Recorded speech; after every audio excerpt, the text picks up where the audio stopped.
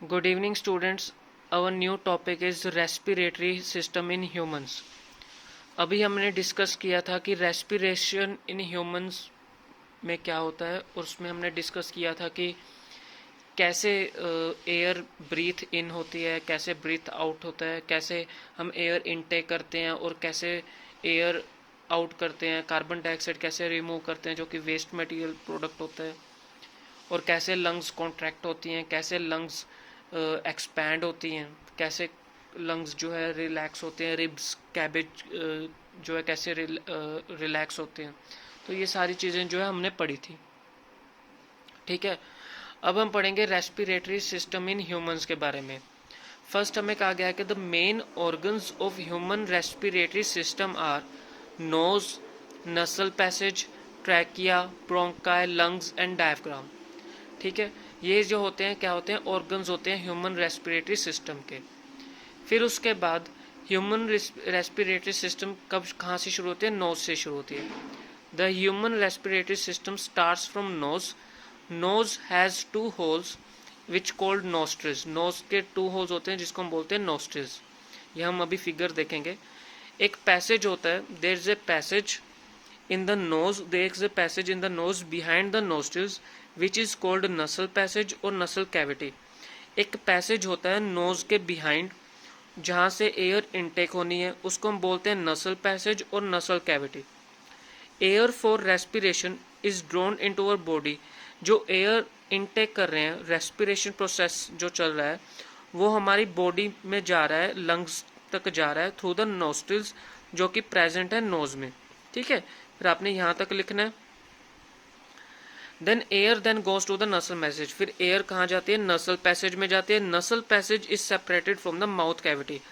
नसल पैसेज जो होती है वो सेपरेटेड होती है माउथ कैविटी से। माउथ कैविटी को हम बकल कैविटी भी बोलते हैं, ओरल कैविटी भी बोलते हैं। By a hard bony plate so that we can breathe in air while we are eating food. कहते हैं हम तब भी एयर ब्रीथ कर सकते हैं जब हम फूड खा रहे हैं। जैसे कि हम यहाँ पे देख रहे हैं, ये क्या है, नोज है। ये जो एक पैसेज जा रहा है इसको हम बोलते हैं नसल पैसेज, इसको हम बोलते हैं नसल कैविटी। ये सेपरेट है माउथ कैविटी से जिसको हम बोलते हैं बकल कैविटी और ओरल कैविटी। ये जो नसल कैविटी है ये माउथ कैविटी से बिल्कुल अलग है। ठीक है, और इसको अटैच किया गया हुआ है ट्रैक्शिया से, जिसको हम लंग्स के साथ अटैच किया है थ्रू विंड पाइप भी बोलते हैं। इसको हम आगे पढ़ते हैं।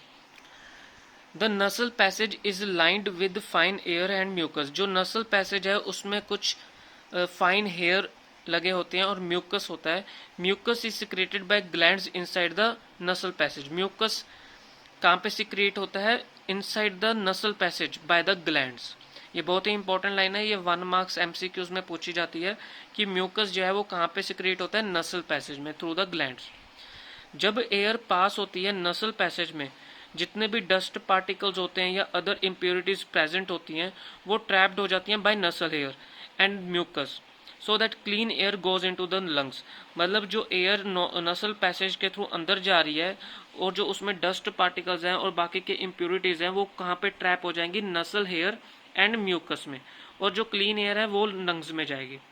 The part of the throat between the mouth and the wind pipe it is called pharynx. अब आप डायग्राम में देख रहे हैं जो part of the throat between the mouth and the wind pipe. अब ये है माउथ कैविटी, ठीक है, और ये है विंड पाइप। इन दोनों के बीच जो है फेरेंक्स है, फेरेंक्स, ये है pharynx between the mouth and the windpipe. From the nasal passage air enters into the pharynx and goes to the windpipe. फिर एयर जो होगी वो नसल पैसेज से एंटर होती है, कहाँ पे जाएगी, फेरेंक्स में जाएगी, फिर वो जाएगी विंड पाइप में, जिसको हम ट्रैकिया भी बोलते हैं। ट्रैकिया क्या है, एक ट्यूब है which is commonly known as windpipe. Trachea क्या है, एक कॉमनली नोन, उसको हम विंड पाइप भी बोलते हैं। एयर जो होती है नोस्ट्रिल से होती हुई ड्यूरिंग ब्रीथिंग प्रोसेस वो विंड पाइप में जाएगी। Trachea does not collapse even there is no air in it. कहते हैं अगर उसमें एयर पास नहीं हो रही है विंड पाइप में, तब ट्रैकिया जरूरी नहीं है कि वो कोलैप्स हो जाएगा, because it is supported by rings of soft bones called cartilage. क्योंकि जो ट्रैकिया होता है, जो विंड पाइप होती है, ये क्या लगे हुए हैं, ये रिंग्स लगे हुए हैं, रिंग्स ऑफ कार्टिलेज बोलते हैं इसको, क्योंकि इनको सपोर्ट कर रहे हैं ये रिंग्स। इसकी वजह से इसमें जो है कोई कोलैप्स जो है नहीं आता। जो अपर एंड होता है विंड पाइप का उसको हम वॉइस बॉक्स बोलते हैं, उसको बोलते हैं लैरिंक्स। जो अपर एंड होता है विंड पाइप का, इसको हम बोलते हैं लैरिंक्स, ये होता है वॉइस बॉक्स। ओके, उसके बाद हम पढ़ेंगे the two bronchi, the two windpipes are connected to the two lungs.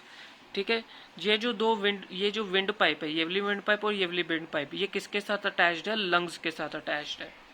Okay, ये सारी हम पढ़ रहे हैं कि कैसे कंपोनेंट्स के बारे में पढ़ रहे हैं जो इसमें लगे हुए, ऑर्गन्स के बारे में। The lungs lies in the chest cavity और thorax cavity which is separated from abdominal cavity by muscular partition called diaphragm. ये जो लंग्स हैं, ठीक है, ये जो लंग्स हैं ये किससे अलग हैं? डायफ्राम से। ये यहाँ पे क्या है? नीचे एब्डोमिनल कैविटी है, इसको अलग किया गया है डायफ्राम से, और ये हमारे पास लंग्स है, ये इसके बारे में बता रहे हैं। The lungs are covered by thin membranes called pleura. जो लंग्स हैं उसको कवर किया गया है थिन मेम्ब्रेन से, pleura. The lungs are enclosed in a rib cage made of bones called ribs. ये जो आप डायग्राम देख रहे हैं, ये जो लंग्स हैं इनको कवर किया गया है प्लूरा से, ठीक है, और इसके साथ यहाँ पे रिब्स लगे हुए हैं। ये हमने पिछली डायग्राम में भी किया था, जो यहाँ पे लगे हुए हैं रिब्स केज, यहाँ पे रिब्स केज लगे हुए हैं। और उसके बाद we have not shown in the rib cage, इस फिगर में इसके रिब केज शो नहीं किया है। अगर आप पिछली रेस्पिरेशन इन ह्यूमंस के जो हमने पढ़ाया था उसमें अगर आप देखें तो उसमें रिब केज शो हो रहा है। Each bronchus divided in the lung into the lungs to form a large number of still smaller tubes called bronchioles. Each bronchus divided in the lungs to form a large number of still smaller tubes called bronchioles. Diagram में आप देख रहे हैं कि ये जो lungs हैं ये ट्यूब्स जो बनी हुई हैं ये क्या है? ब्रोंक्योल्स हैं। इनको डिवाइड किया गया है ब्रोंक्योल्स में, ठीक है। ये जो ट्यूब्स हैं लंग्स को डिवाइड किया है ब्रोंक्योल्स। जो स्मॉलेस्ट ब्रोंक्योल्स होती हैं have tiny air sacs eight there ends. The pouch-like air sacs at the ends of the smaller bronchioles called alveoli. अब पेपर में क्वेश्चन पूछा जाता है कि एल्वियोली का फंक्शन क्या होता है या उसको एयर सैक्स को क्या बोलते हैं। ये चीज़ बहुत इंपॉर्टेंट क्वेश्चन है एल्वियोली के बारे में। ये जो ब्रोंक्योल्स देख रहे हैं आप, इनके साथ क्या लगे हुए हैं? एल्वियोलीज लगे हुए हैं। इनको हम बोलते हैं एयर सैक्स। तो एयर हम इनटेक करते हैं ऑक्सीजन, वो इसमें ट्रैप हो जाती है एयर सैक्स में। The walls of the alveoli are very thin and they are surrounded by blood capillaries. ये जो walls होती हैं alveolis की ये बहुत thin होती हैं और इनको ये surrounded है by thin blood capillaries के। It is the alveoli that oxygen is taken into the body and carbon dioxide is eliminated. ये alveoli या air sacs ही होता है जो gases exchange करता है, ऑक्सीजन को इंटेक लेता है बॉडी में और कार्बन डाइऑक्साइड को रिमूव करता है। तो ये इसका फंक्शन है एल्वियोली का, याद रखेगा ये एल्वियोली का फंक्शन है। एल्वियोली क्या कर रहा है? गैसियस एक्सचेंज कर रहा है, takes place. Human beings have been design to maximise the exchange of gases. Human beings का जो ये रेस्पिरेटरी सिस्टम है इसे इस तरह से डिज़ाइन किया गया है, डिज़ाइन हुआ है कि मैक्सिमम एक्सचेंज ऑफ गैसेस जो है इसमें हो सकती हैं। There are millions of alveoli in the lungs. Lungs के अंदर बहुत सारी मिलियंस ऑफ एल्वियोलीज होती हैं। ये जो प्रेजेंस होती है मिलियंस ऑफ एल्वियोली की इन द लंग्स, ये इनका एरिया जो होता है बहुत लार्ज होता है गैसेस को एक्सचेंज करने के लिए। And the availability of large surface area, इनका अवेलेबल सरफेस एरिया लार्ज होने की वजह से जो एक्सचेंज ऑफ गैसेस होती हैं बहुत ज़्यादा मैक्सिमम होती हैं। ओके, अब हम पढ़ेंगे रेस्पिरेशन। अभी हमने पढ़ा था ऑर्गन्स के बारे में, अब हम पढ़ेंगे रेस्पिरेटरी सिस्टम कैसे वर्क करता है। When we breathe in air, जब हम ब्रीथ इन लेते हैं, एयर इनटेक करते हैं, जो डायफ्राम होती है, मसल्स होते हैं रिब्स के साथ जो अटैच होते हैं वो क्या होते हैं? कॉन्ट्रैक्ट हो जाते हैं। ये हमने रेस्पिरेशन इन ह्यूमंस में भी पढ़ा है। और जो चेस्ट कैविटी है वो क्या हो जाती है? एक्सपैंड हो जाती है। जो एक्सपेंशन मूवमेंट होती है चेस्ट कैविटी की वो जो चेस्ट कैविटी का जो वॉल्यूम है वो इंक्रीज कर देती है, वो बढ़ जाता है, क्योंकि डायफ्राम नीचे की तरफ आ रहा है, रिब गेज बाहर की तरफ आ रहे हैं, तो उसका जो वॉल्यूम होता है चेस्ट कैविटी का वो बढ़ जाता है। जैसे कि हमने ये रेस्पिरेशन इन ह्यूमंस में भी किया था कि जब एयर इनटेक करते हैं जो ये रिब केज है वो बाहर की तरफ मूव करते हैं और डायफ्राम नीचे की तरफ मूव करता है, तो उससे क्या होता है कि चेस्ट कैविटी जो है वो एक्सपैंड हो जाती है और इसका वॉल्यूम और सरफेस एरिया जो है वो इंक्रीज हो जाता है, लार्ज हो जाता है।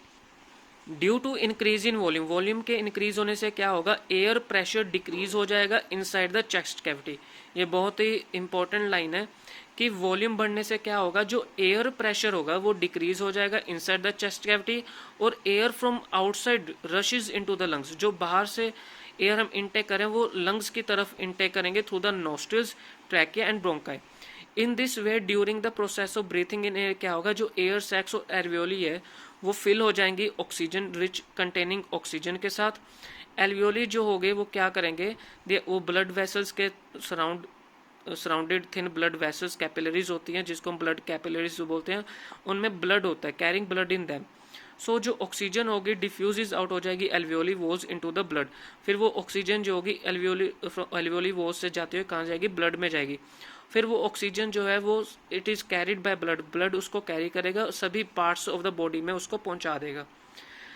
एज द ब्लड पासिस, जैसे ब्लड पासिस होंगे through the tissues of the body, और उसमें जो ऑक्सीजन पैसेज है वो डिफ्यूज हो जाएगी सेल्स ऑफ द बॉडी में। ये जो ऑक्सीजन है कंबाइन होगी डाइजेस्टेड फूड के साथ, जो हमने डाइजेस्ट किया है, जो सेल्स में प्रेजेंट है, वो क्या करेंगे, एनर्जी रिलीज करेंगे। फिर कार्बन डाइऑक्साइड जो होगी प्रोड्यूस होगी वेस्ट प्रोडक्ट, उसको हम ब्रीथ आउट करेंगे, डिफ्यूज आउट करेंगे ब्लड से ही। ठीक है, तो ब्लड क्या करेगा, कैरी करेगा कार्बन डाइऑक्साइड को, वो वापस उसको लंग्स में पहुंचा देगा, फिर डिफ्यूज कर देगा एल्वियोली में। जब हम ब्रीथ आउट करेंगे तो डायफ्राम और मसल्स जो है वो रिलैक्स हो जाएंगी, जो चेस्ट कैविटी है वो अंदर की तरफ आएगी और डायफ्राम ऊपर की तरफ आएगी। और ये रिलैक्स होने से क्या होगा, जो उसका एरिया और वॉल्यूम होगा वो स्मॉल हो जाएगा। फिर जो चेस्ट कैविटी होगी वो पुश करेगी कार्बन डाइऑक्साइड को फ्रॉम एल्वियोली से थ्रू टैकिया नोस्ट्रिल्स, और वो हमारी बॉडी से कार्बन डाइऑक्साइड को जो है रिमूव कर देगी। तो ये था रेस्पिरेटरी सिस्टम इन ह्यूमंस के बारे में, कैसे इसकी वर्किंग होती है, कैसे हर बॉडी का पार्ट, एल्वियोली के फंक्शन क्या होते हैं, फेरिंग्स लैरिंग्स के क्या फंक्शन होते हैं, वो सारे हमने डिस्कस किए हैं। आई होप आपको समझ में आ गया है। Thank you.